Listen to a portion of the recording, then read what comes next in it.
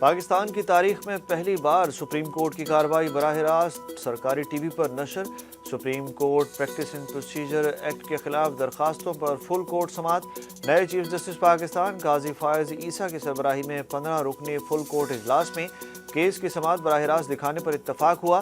حکومت کی practice and procedure act کے خلاف درخواستیں مسترد کرنے کی استدعا اٹارنی جنرل پاکستان نے جواب سپریم کورٹ میں جمع کرا دیا۔ نئے چیف جسٹس پاکستان کا سپریم کورٹ میں پہلا روز گارڈ آف آنر لینے سے انکار کر دیا۔ بطور چیف جسٹس پہلے دن سپریم کورٹ آمد کے موقع پر چیف جسٹس پاکستان قاضی فائز عیسیٰ نے پولیس کو اپنی ذمہ داری دل جمعی سے ادا کرنے کی ہدایت کی۔ جسٹس قاضی فائز عیسیٰ کی سپریم کورٹ آمد کے موقع پر عملے کی جانب سے استقبال کیا گیا۔ چیف جسٹس پاکستان نے عملے سے گفتگو کرتے ہوئے کہا کہ آج میری بہت ساری میٹنگز اور فل کورٹ ہے، آپ سب کا تعاون چاہیے۔ انہوں نے کہا کہ آپ لوگوں سے تفصیلی ملوں گا۔ لوگ سپریم کورٹ خوشی سے نہیں آتے، لوگ اپنے مسائل ختم کرنے کے لیے سپریم کورٹ آتے ہیں۔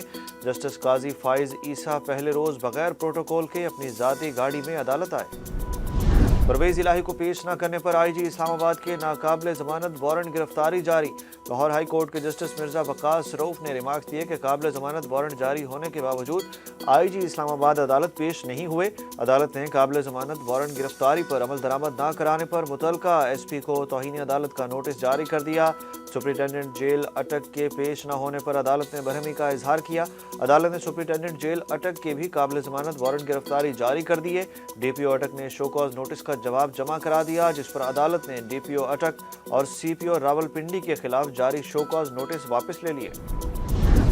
سائفر کیس میں چیئرمین پی ٹی آئی کی درخواست ضمانت پر ایف آئی اے سے جواب طلب کر لیا گیا۔ سائفر کیس میں چیئرمین پی ٹی آئی کی درخواست ضمانت سے متعلق کیس کی سماعت چیف جسٹس اسلام آباد ہائی کورٹ عامر فاروق نے کی۔ دوران سماعت چیئرمین پی ٹی آئی کے وکلاء کی جانب سے بار بار جلد سماعت کی استدعا کی گئی۔ چیف جسٹس عامر فاروق نے ریمارکس دیے کہ ایک طریقہ کار موجود ہے، کیس مقرر ہو جائے گا۔ عمران خان کی بیٹوں سے بات نہ کرانے پر سپرنٹینڈنٹ اٹک جیل سے رپورٹ طلب کر لی گئی۔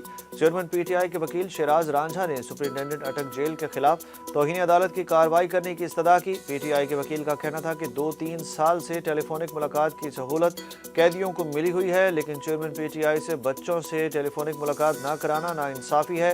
جج ابوالحسنات ذوالقرنین کا کہنا تھا کہ 26 ستمبر کو چیئرمین پی ٹی آئی کا جوڈیشل ریمانڈ مکمل ہو رہا ہے۔ اٹک جیل سپرنٹینڈنٹ سے میں خود بھی بات کروں گا۔ کیس کی سماعت 28 ستمبر تک ملتوی۔ عوامی مسلم لیگ کے سربراہ اور سابق وفاقی وزیر شیخ رشید راولپنڈی سے گرفتار۔ آئی جی پنجاب عثمان انور نے بھی شیخ رشید کی گرفتاری کی تصدیق کر دی۔ آئی جی پنجاب کا کہنا ہے کہ پنجاب پولیس نے 9 مئی کو جلاؤ گھیراؤ سمیت مختلف مقدمات پر سابق وفاقی وزیر شیخ رشید کو گرفتار کر لیا۔ شیخ رشید کے وکیل سردار عبدالرزاق خان کے مطابق شیخ رشید کے 2 بھتیجوں کو بھی گرفتار کیا گیا ہے۔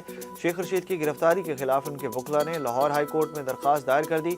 درخواست میں موقف پیش کیا گیا کہ شیخ رشید کو ان کے بھتیجے شیخ شاکر، شیخ عمران، ڈرائیور سجاد سمیت اٹھایا گیا، جبکہ شیخ رشید پر کسی قسم کا کوئی مقدمہ درج نہیں۔ روپیہ آج بھی مستحکم، ڈالر کا بھاؤ مزید گر گیا۔ انٹر بینک میں ڈالر 35 پیسے سستا ہو کر 296 روپے 50 پیسے کا ہو گیا۔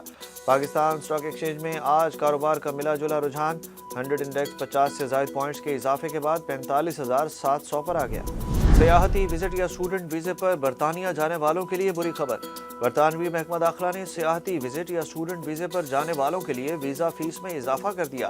میڈیا رپورٹ کے مطابق برطانوی حکومت نے اعلان کیا ہے کہ ویزا فیس میں اضافے کا اطلاق 4 اکتوبر سے ہوگا۔ حکومت کی جانب سے 6 ماہ سے کم وزٹ ویزا کی فیس میں 15 اور اسٹوڈنٹ ویزا فیس میں 127 برطانوی پاؤنڈ کا اضافہ کیا جا رہا ہے۔ 6 ماہ سے کم وزٹ ویزے کی فیس 115 اور اسٹوڈنٹ ویزے کی فیس 490 برطانوی پاؤنڈ ہو جائے گی۔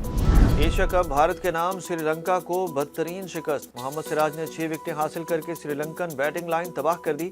فائنل میچ میں بھارتی بولرز نے سری لنکن ٹیم کو 16ویں اوور میں 50 رنز پر ڈھیر کیا اور پھر بآسانی ہدف پورا کر لیا۔